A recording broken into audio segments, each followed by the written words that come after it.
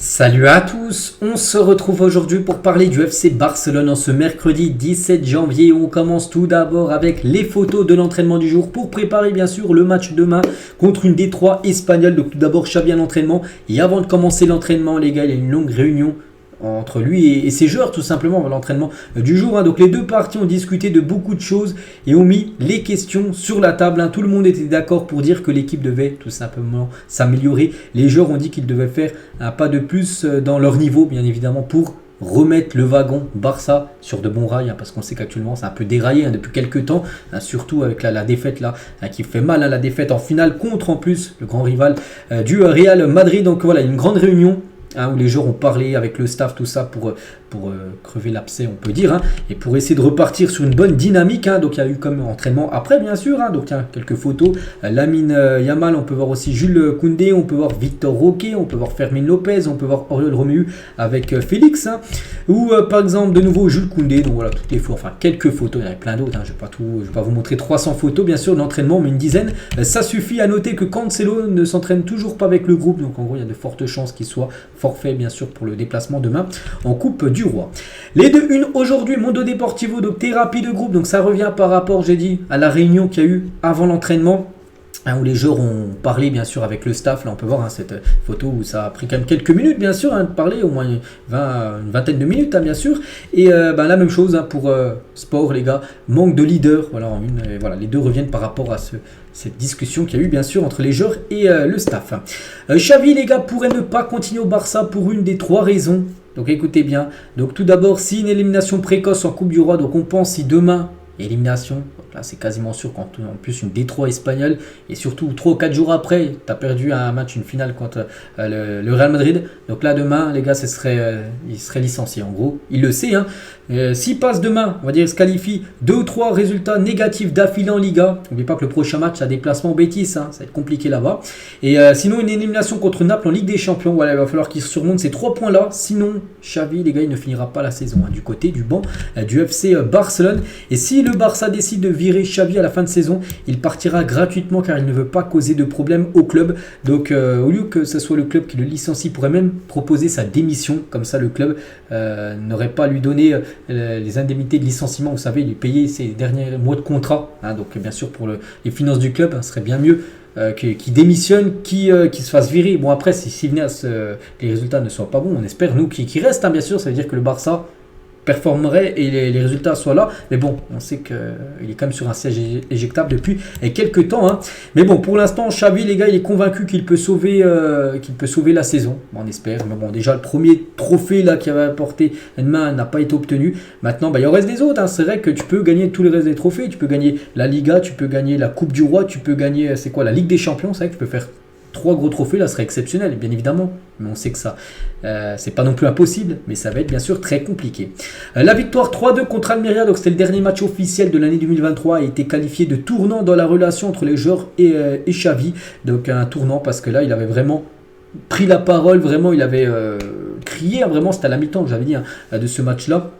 Et vraiment, c'est à partir de là que les joueurs ont vraiment vu que ça commence à changer, bien sûr, avec Xavi. Bon, même si maintenant, de temps en temps, il crie, on va dire, dans le vestiaire, il hausse le ton. On peut voir que ça, des fois, porte pas ses fruits, comme ça a été le cas là, dimanche dernier. Toujours sur ce match, donc officiel, le juge inflige une amende de 600 € à Roro pour sa suspension en finale et une amende de 350 € au club. On sait qu'il a pris un rouge, donc il prendra 600 €. Bon, c'est pas bien grave, bien sûr. C'est une somme qu'il va pouvoir payer très tranquillement, mais il sera suspendu pour les prochains matchs.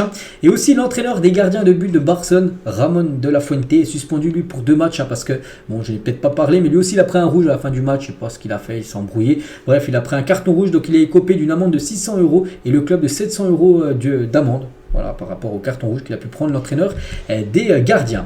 On continue, on va parler du mercato. N'oubliez pas qu'actuellement c'est le mercato, il reste à peu près 14 jours de mercato jusqu'au 1er février. Comme le Barça ne peut signer aucun joueur sur le marché transfert, il sait qu'il peut signer Jess Lingard à tout moment, car il est une option en tant qu'agent libre, parce qu'actuellement il est gratuit. Donc s'il est gratuit, il faut juste négocier avec lui le salaire.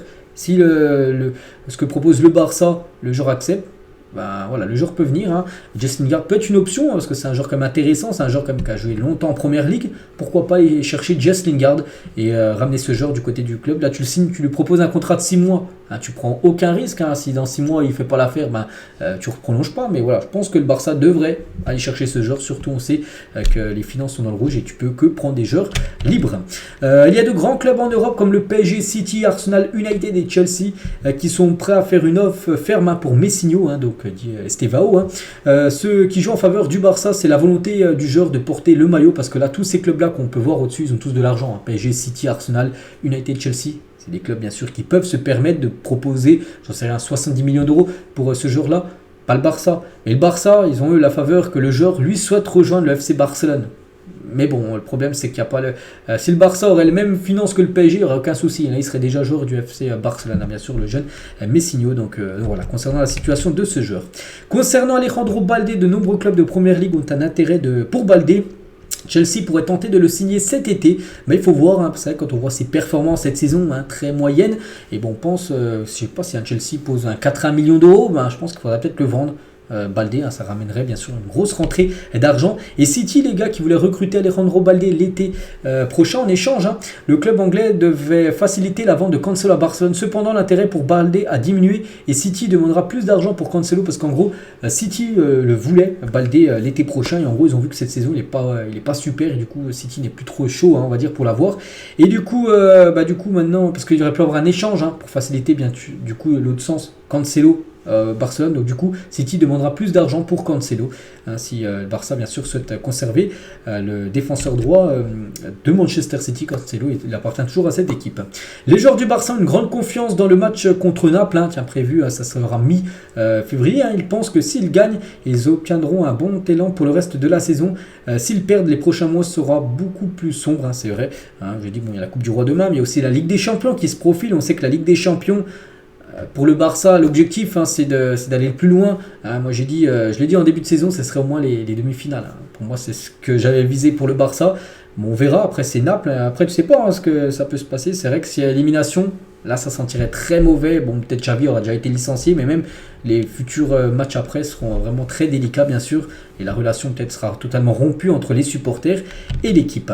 Le Barça aime vraiment Mikel Arteta comme remplaçant possible de Xavi. C'est une possibilité. Il y a Rafa Marquez aussi, l'entraîneur de l'équipe réserve. Mais Arteta aussi est une option. En plus, un entraîneur, il est espagnol. Donc pourquoi pas Arteta. Bon, après actuellement il est entraîneur quand même de l'équipe de Arsenal, donc il faut voir s'il serait ok pour lâcher les Gunners. Les travaux de rénovation du Camp Nou avancent à un rythme prévu. Le club assure qu'en novembre 2024, donc là dans à peu près 10 mois, le stade sera prêt à recevoir les supporters. Bon, pas à capacité 100%, mais voilà, normalement le stade pour accueillir de nouveau des rencontres sera fini à Montjuic dans 10 mois à peu près. Donc voilà, actuellement il y a des photos qui ont été prises aujourd'hui ou hier, voilà, c'est imminent, mais l'avancée des travaux, ça faisait au moins plus d'un mois, je n'avais pas montré l'avancée des travaux du côté du stade Camp Nou. Donc voilà, en rénovation, mais pas qui sera fini à 100% en 2026, c'est pas maintenant, mais voilà, dès déjà en novembre 2024, ça pourrait de nouveau voir des matchs de Liga ou peu importe la compétition bien sûr dans ce stade. Concernant le match de demain, donc Pedri ne débutera pas contre l'Unionistas de Salamanca, donc cette équipe de Détroit espagnole, il sera sur le banc. Donc Pedri n'est pas encore prêt à jouer 90 minutes avant le match de Coupe du Roi. Le personnel d'entraîneur lui donnera plutôt la priorité pour le match de championnat de ce week-end, parce que ce week-end, match important du côté du Betis Séville, à Séville en plus, donc là il devrait bien être titulaire pour ce match là, mais pour le match de demain, voilà, on préfère quand même le mettre sur le banc et peut-être faire jouer un autre joueur à sa place. Après c'est quand même Détroit espagnol en face. Ça, il ne faut pas non plus prendre ce match à la légère, mais plutôt faire souffler, on va dire, Pedri pour ce match-là, pour qu'il soit dispo, et 100% ce week-end. Et le 11 probable du Barça pour le match de Coupe du Roi. Bon, on en reparlera demain on fera l'avant-match, bien sûr. N'oubliez pas que le match est fixé à 19h30 demain. Donc Inaki Pena sera au but, Sergio Roberto, normalement, défenseur droit, Koundé, Christensen, Balde, défenseur gauche, Fermin Lopez, du coup, à la place de Pedri, Gundogan, De Jong, milieu de terrain, et devant Ferran Torres, Lewandowski et Félix. Voilà, bon, il met quasiment quand même l'équipe type, parce qu'il le sait, Xavi, il ne peut pas trop faire tourner, il ne peut pas se permettre voilà, de faire trop tourner l'effectif et du coup qu'il y ait élimination, imaginez. Donc c'est pour ça qu'il met quand même une grosse structure, quasiment que les joueurs cadres titulaires, à part peut-être Pedri qui aurait pu jouer vraiment, mais voilà, il préfère le mettre sur le banc, sinon c'est que c'est l'équipe type qui devrait être alignée. Et n'oubliez pas, donc Unionistas, donc c'est le 18, donc c'est demain. Et après le 21, les gars, 18h30, donc ça sera le 21, c'est dimanche, ça sera déplacement au Betis Séville, là ça sera compliqué. Ensuite, réception de Villarreal, ça sera le 27, après 3 jours après, il y aura la réception cette fois-ci d'Osasuna, Alaves, Grenade. Donc là, c'est quand même des matchs, je trouve, bon, à part celui-là, ok, mais peut-être le Betis, ça va être compliqué, mais après, regardez, il y a 2 matchs à domicile, Villarreal, Osasuna, Alaves, Grenade, Celta, là c'est une période. 2 matchs vraiment où le Barça va devoir se remettre, prendre plein de confiance, surtout avant la Ligue des Champions. Et surtout, c'est des adversaires abordables. Hein. C'est pas de l'Atlético, c'est pas du Real. Il y a Naples qui va arriver après, mais voilà, c'est Osasuna, Alaves, Grenade. Ah, normalement, là, le Barça doit faire carton plein et reprendre beaucoup de confiance, bien sûr, surtout, bien sûr, avant ce mois de février, fin février, où il y aura là, bien sûr la Champions League. Et on finit les gars avec quelques déclarations de Rafinha, voilà, qui a été interviewé avec un streamer, un TikToker espagnol.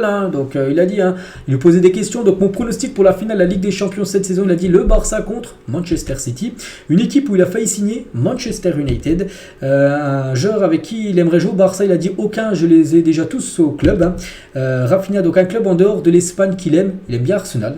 C'est une équipe qui suit. Quelle équipe espagnole aimez-vous en dehors du Barça? Seulement le Barça. Donc voilà, en dehors de l'Espagne, il aime bien Arsenal, mais en Espagne, il est que pour bien sûr le Barça, il n'aime pas d'autres équipes. Quel genre sera un bon DJ? Neymar. L'émoticône qu'il utilise le plus, celui-ci. L'émoticône, on va dire fou. Qu'est-ce que j'ai acheté avec mon premier salaire? Je ne m'en souviens pas, juste n'importe quoi à manger. Rêve à réaliser, gagner la Ligue des Champions. C'est un rêve pour lui, pourquoi pas cette saison. Un sport que j'aime et dans lequel je suis bon, le basket. Voilà, il est plutôt performant. Une célébrité qu'il aime bien, Maluma, donc un chanteur. Le stade le plus difficile dans lequel il a joué, l'Etihad Stadium, le stade de Manchester City. Il avait joué à l'époque, bien sûr, avec son équipe de Leeds. Quand il joue en Angleterre, mais il joue souvent, bien sûr, du côté de City. Comment vas-tu de 1 à 10? Ouf, 2. C'est vrai qu'il ne va pas super bien actuellement. Bon, c'est ce qu'il dit, peut-être à cause de l'équipe du Barça, que ça ne fonctionne pas super bien avec la défaite. C'est pour ça qu'il donne ce 2 sur 10 par rapport à comment il va actuellement. Et on finit, les gars, cet épisode juste avec l'équipe féminine, parce qu'aujourd'hui, il y a le Super Classico, le Barça contre le Real Madrid. C'est la super coupe, comme il y a eu le match dimanche dernier des hommes, mais cette fois-ci c'est les filles. Donc on leur souhaite bonne chance bien sûr aux joueuses du FC Barcelone. Elles peuvent remporter un titre dès ce soir, le premier peut-être de l'année 2024. Et pour finir, les gars, on revient cette fois-ci 6 ans jour pour jour en arrière. Le légendaire Ronaldinho prenait sa retraite sportive. Donc on peut voir dans tout ce qu'il a pu remporter, bien sûr, un joueur qui a tout remporté, Coupe du Monde, Ligue des Champions, Liga ou même Copa América. Donc voilà, c'était à 6 ans jour pour jour légendaire. Ronaldinho qui a joué, bien sûr, on se souvient, du côté du club Blaugrana. Donc voilà ce qu'il y a à dire aujourd'hui. J'espère que ça vous a plu. On se retrouve demain, bien sûr. Demain, la vidéo sortira plus tôt, peut-être à midi, je sais pas, pour faire l'avant-match tout simplement de cette rencontre contre la Détroit espagnole. Bonne journée à vous et à demain.